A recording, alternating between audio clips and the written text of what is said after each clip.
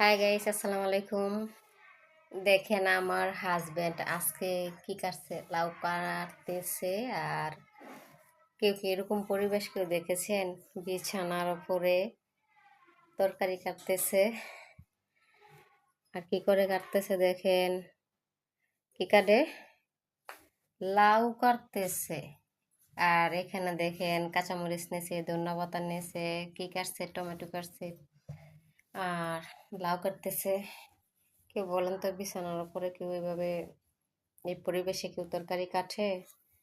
তবে আপনারা দেখেন, আর যারা না পারেন তারা আমার কাছ থেকে শিখে নেন।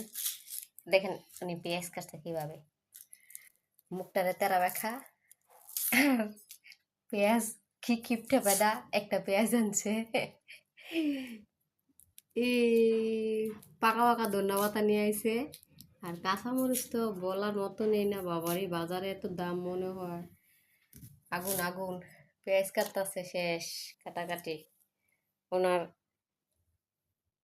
আজকের তরকারি কাটা এখানে সমাধান দিয়ে দিবে মনে হয়। ধন্যবাদ। আদোয়াই কাইটা লাগবো না দুইব।